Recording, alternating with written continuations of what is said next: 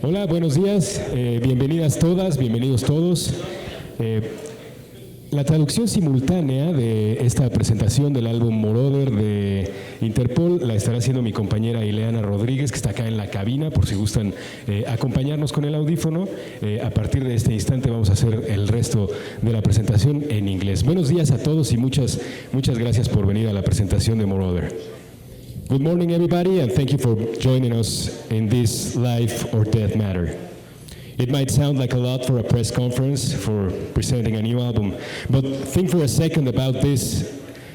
In this very instant and in this very moment of the century we're living, art gives us the chance to survive by talking to each other. Books are a chance of talking to each other. Records are another one of those chances. These conversations are not a two-way road where the artist sends musical notes and receives back the clapping of the audience. They are something bigger. They are worldwide communities generating their own ways to love, share, analyze, read, and reread the art they are devoted to in the small, infinite rooms of global instant messaging. Adapted to new forms of cultural reaching, artworks keep on saving our lives. They give us some shade in the burning sidewalk of life where we walk wearing the black clothing of our hearts. They give us a space of freedom where we can talk about all the important things without obviously having to talk about the important things. And then you also have to think about the creators. They reach Olympic perfection on every single detail of every single song. They analyze once and again how everything sounds on their tiny cell phone speakers and how the new songs will work in the context of a full arena. Our guest this morning dedicated several weeks from December 2017 through April 2018 to the life or death task of recording their sixth studio album. For the first time in their career, they worked with producer Dave Freedman, who has also been a creative partner of MGMT, Mercury Rev, The Flaming Lips, and of course, legendary Café Tacuba. They are here to introduce us to The Rover, their new single, part of their new album, Marauder. Ladies and gentlemen, Mr. Paul Banks, Mr. Sam Fogarino, and Mr. Daniel Kessler, Interpol.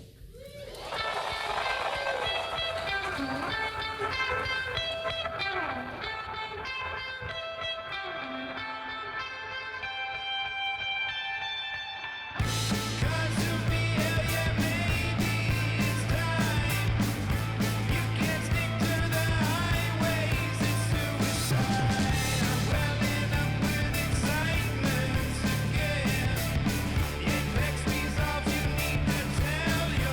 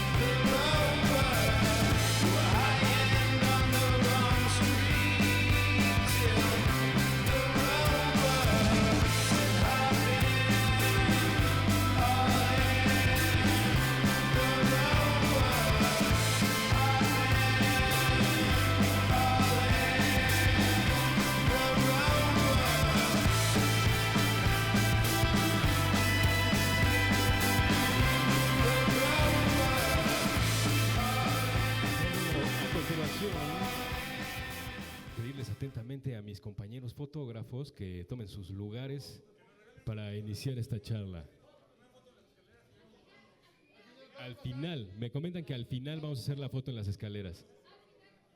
Muchas gracias, compañeros. Pasamos a la sala, por favor. Gracias. Muchísimas gracias a todos. Thank you. Te ves increíble, Paul. Gracias.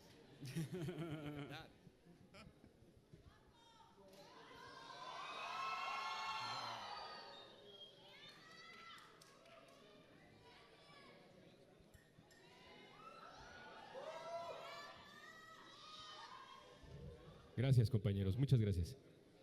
Good morning. Thank you for being here in Mexico City and welcome. Check. Thank you. Thank you, everybody.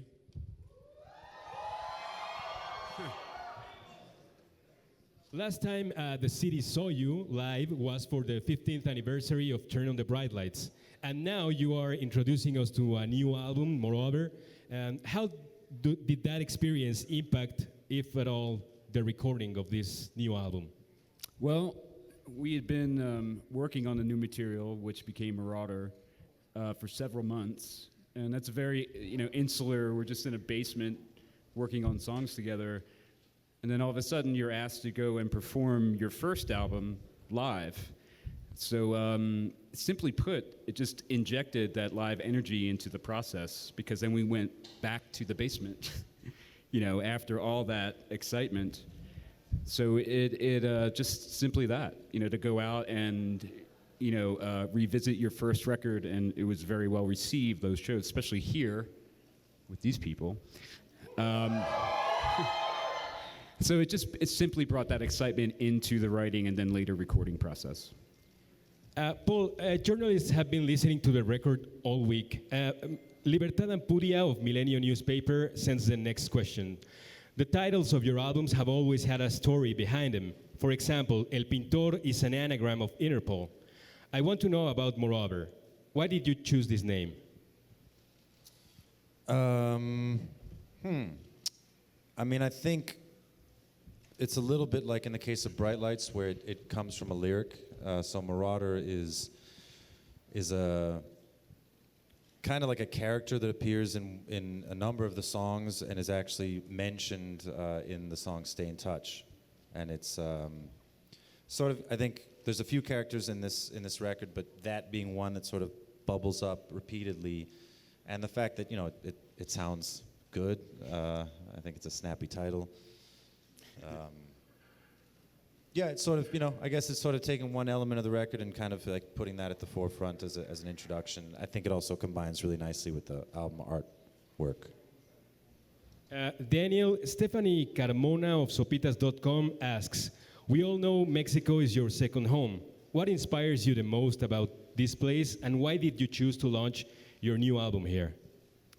I really love coming to Mexico City in particular, as often as I can. I always find it to be a wonderful place to come to reset my brain and put myself in a good place. There's so much to be inspired from here in general, from the rich history and culture and so forth, that it's, I learn something new each and every time. I've been coming here for so many years and quite frequently, but I feel like I've still only scratched the surface. So it always makes you want to come back and just go a little bit deeper. And I think, as far as why we'd want to kind of start here, is that Mexico's just been is the country that sort of really, I think unconditionally has been supportive of us in a way that's unparalleled to any other place in the world. So in that sense, there was really no better place than to begin it here. How could we begin it anywhere else? Sam, after creating 5 studio albums, what kind of artistic partnership did you look for in a producer? How did you arrive at the decision to work with Dave Freedman? Well, first, we never really worked with a proper producer. We've always kind of self-produced and used that energy to concentrate on what engineer we would pick. And this time it just kind of felt right. We just started talking about maybe, kind of bringing somebody in for that kind of partnership. And just through, personally, I've been a fan of Dave Freedman's for, years, decades. And, we have contemporaries, friends, Mogwai, Spoon. that all had really good results. So it just was an easy decision to make, and the proof is in the record. It was probably one of our better decisions thus far. I know he works in rural New York. That's where the album was recorded. Daniel, how was it like holding up with that process in the middle of nowhere? How did that experience influence the record? Well, his studio is about an hour outside of Buffalo, but very much in the countryside, and which is, it's very nice, but it's also, there isn't, we recorded from, during the winter time, so it was, it's one of the colder parts of the United States, and it snows pretty much every 4 minutes, and then as soon as they clear the streets, it snows again, and then, so it's essentially you have to grow accustomed to the fact that it's a really harsh, heavy winter, and it's actually very close to where we were trapped on a highway for 3 days during open tour. So we went back to the scene of the crime, and but what was great about it was that we'd go there for 2 weeks at a time every month over during the recording session, and it allowed us to really focus on what we were doing. We knew exactly why we were there, what we were trying to accomplish, and I think it'd be a lot more difficult. It would have been a lot more difficult if the results hadn't felt so gratifying, and the relationship between us and Dave felt so rewarding as well. So essentially, I think that sort of kind of informed the fact that we were so pleased where we were going, and we were very enthusiastic about the process. I think it kind of kept us going there and kept motivating us to keep going forward and keep building what would become Marauder. Now, Paul, we just heard the Rover and your way down here in the stairs. What made you want to introduce Marauder with that song? Why did we choose the Rover? As the first single, yes. Single? I think it's in the context of the batch of songs that we put together. I think it's probably the most direct and immediate kind of punchy rock song that we have. I think it's just a nice re-emergence for us just to come out with a sort of tight fist, quick, succinct banger, as they say. It's got a beat and you can dance to it. It's got a beat and you can dance to it. Yeah. Now, Sam, talking about beats, we are told you got kicked out of practice, the band got kicked out of practice space for playing too loudly. Can you elaborate on that? Well, it's always the drums that gets us in trouble. So we were in a basement in a residential building.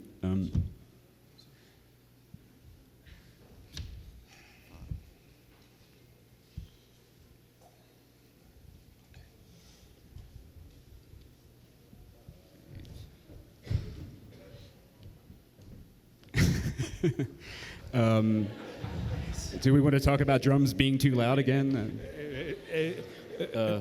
Daniel, can you describe the creative energy going into the studio this time, and how was your approach different from other Interpol albums?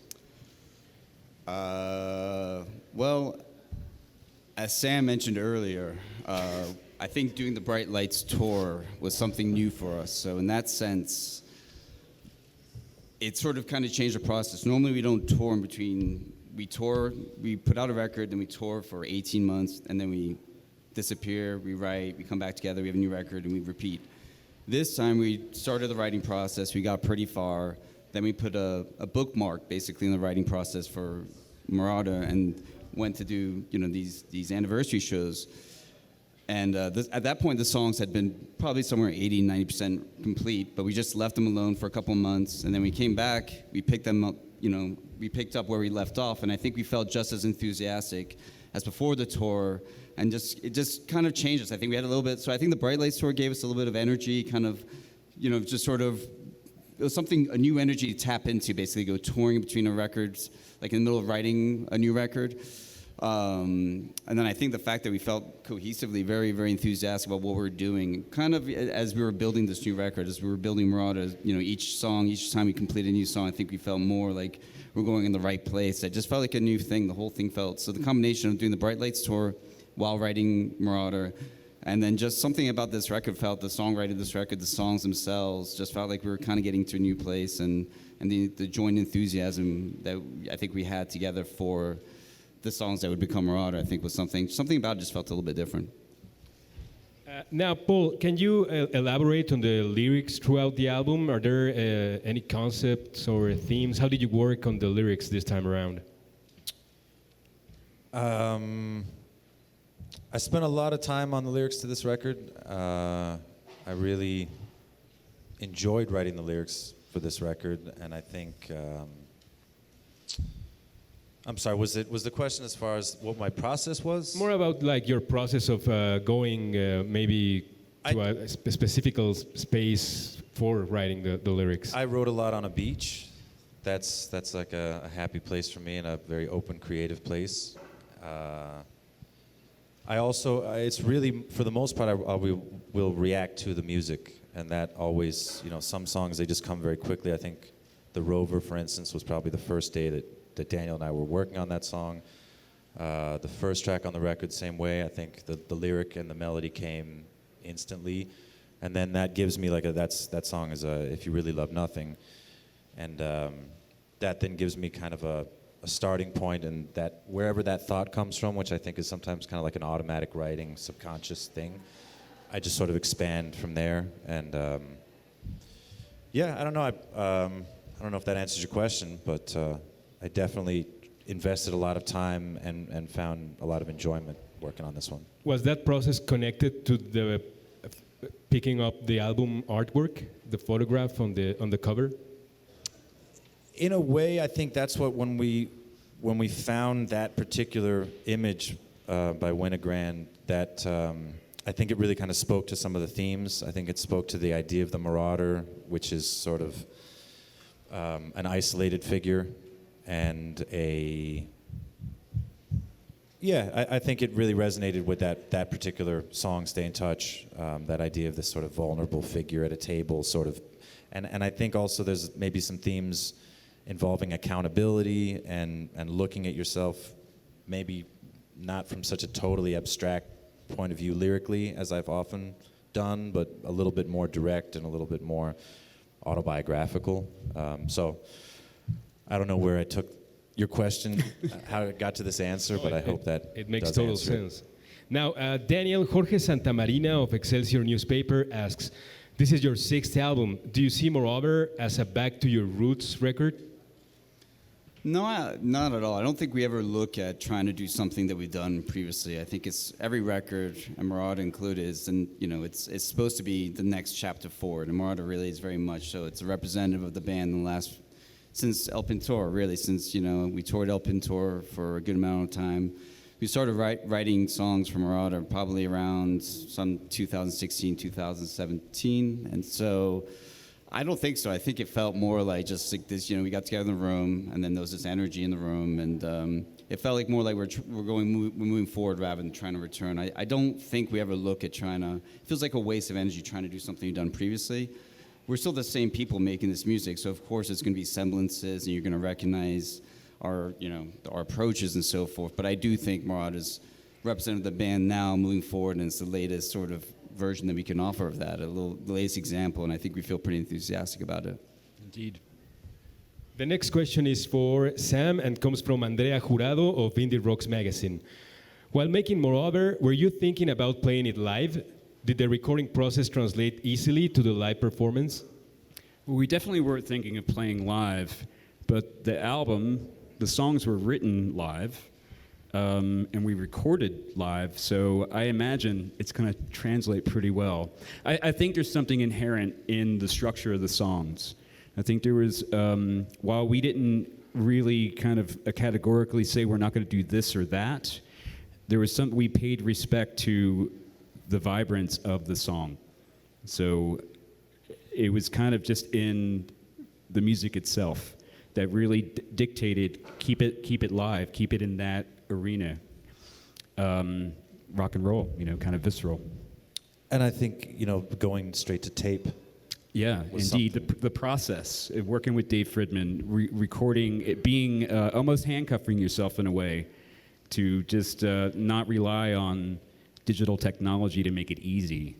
We kind of worked. We recorded old school 2-tape, not many edits, and as a band. You can make records now piece by piece, like email one guy, you don't even actually have to play all together in a room, but we really made it our beeswax, as they say, to like this record is sort of the band playing live, straight to tape, destructively. You know, if you run out of room on the tape, you just got to delete a pass, which is very different than a lot of records in Pro Tools. It's just like thousands of takes you could reference and comp from, and so this is pretty raw. And it was interesting, you know, going back to Dave Freedman, this is someone who has command of both forms, like can really go traditional with just, you know, analog gear, going to tape, not relying on edits or whatever. But then he has a whole other palette, you know, working with like Flaming Lips, who are bands like that who are very edit heavy, very, very production heavy. It's a part of their process built into the songs. And when, you know, I wanted him to kind of like ease up a little bit, you know, maybe I don't want to do this again, you know, it's just like, no, we're making it this way. Now, we are joined online by fans from all around the world, and they have sent some questions for you. Interpol fan Edgardo asks, which of your albums do you like the most, and which one is the song you love to play live the most? They're all of our children. Well, our newest child, Marauder, I mean, we're here right now. This is our best record yet. This is the best one. Yeah, Best one, yeah. simply put. It's a baby. Kurt sent the next question. How did you write these new songs? Can you describe a little bit the writing process for Marauder? Daniel? Sam? Well, I mean, we set up, you know, Daniel, I don't know what he does on his own time, but then we all meet together and he does like some ideas, and then we're there in a room and Paul does his thing, and it's bass first. Well, you can speak. Sorry, go ahead. Who is in charge, for example, of making the first call? Who calls who for, you know what, let's make a new album? I think Daniel's the most organized fella in the band, and you know the songs begin with chord progressions and guitar parts that he's introducing. So I think it's sort of, you know, when he's got a batch, we kind of go in and begin that process of sort of building around those songs. And I think for this, I think initially maybe there's the first few sessions were like Paul and I just kind of in the room and seeing where we're at. And then I think as you were mentioning before, like If You Really Love Nothing and The Rover, early ones that we touched on, which are the first, second song of the record. And it was pretty clear to see. I think Paul started singing the main melody in If You Really Love Nothing right away. And it was very different than what I would have imagined when I was playing the chord progression on my own. And then right away we could see that there was a new path forward. And I think then Sam came shortly after that, and then we sort of proceeded to writing all the songs in the same room together and developing them. And I think when we get into something like 4 or 5 songs, or this time, I think when we get to like 4 or 5 songs in general, I think in any writing process, and we feel this enthusiasm for it and excitement, we start seeing, okay, the possibility of a new record is there. It's attainable. We have new ideas. We're ready. Versus, unfortunately, I don't think we've gone into the room and hit a roadblock and said, okay, we need some more time apart, or we're not ready to start this writing process for a new album. And this was no different this time. We got in the room and we basically had this energy. We felt pretty excited about the songs, and they just kind of went from there. So it's just like that. I think you have to be in the room. The songs have to be moved forward, and then that's sort of how it dictates. Okay, so we're starting to build towards what will be a new record. So I guess that when you have that kind of energy, the hard part is knowing when to stop. How do you know when the record's done? That's true, and that's where, again, going back to Dave Freedman, becoming this fourth element that is like, no, that's done. And you sit and you go, what? Are you sure? He's like, no, it's done. It was really, I think he was very crucial to that. And it kind of lets you just go and then he kind of, exactly, that's what happens. And I think kind of hones it in. I think too it's when as we were talking about earlier, we don't go to the studio until we're basically, the songs really are kind of fully formed, or more or less fully formed, meaning that we could either go, one way we could almost go play like a live show, because the songs have a beginning and an end and so forth, or we could go to the studio. So in that sense, we have a bit of we're not one of those bands, or we haven't been today one of those bands that goes in the studio and then we'll write the middle section. There's nothing against that. it's good or bad to do it the way we are. I don't know, but so far we've gone to the studio when we could almost go play a live show, and that's sort of like the barometer for knowing that, like, okay, these songs we can take them we can actually record them and sort of document them. I think we have time for one more question. This one is from Interpol fan Junwen. She asks, what motivates you to continue being a band? Wow. I always quit the band after every record. So that's what motivates me to Rejoin. Yeah. You sign a new contract Why do you every rejoin? I mean, I think it's just. No, go on. I think that the creative drive is something that you probably do have to protect and sort of nurture in yourself. I think we're all fortunate enough to I still feel very attached to music and in love with this adventure. And then I think also when you have great collaborators where there's just like, what makes, I think, a good band is chemistry between the musicians. And I think as long as that sort of chemistry still happens, it's sort of like I might not have any great ideas on any given day, and then I hear one of Daniel's progressions, and it's sort of like, oh, okay, I can definitely interact with that, and then it sort of gets even more compounded with Sam's input. So I think we're just lucky to have each other as collaborators, and I think lucky to still want to do this. And then I think the thought that you can do something better than what you've done previously, I think it's just one of the driving points. It's not necessarily the driving point, but the fact that when you start writing, you start kind of really believing in the new songs, that you feel really good that you're like, yeah, I think these are just as good as anything else we've done ever. And I think artistically, you should always feel that way. Now, Marauder is out on August 24th. The band will be playing a release show for their hometown in New York City at House of Bands as part of their global tour. The Rover is available now everywhere, and you can catch them performing the song live tomorrow night at The Late Show with Stephen Colbert. Muchas gracias. Thank you very much. Thank you, everybody. Thank you.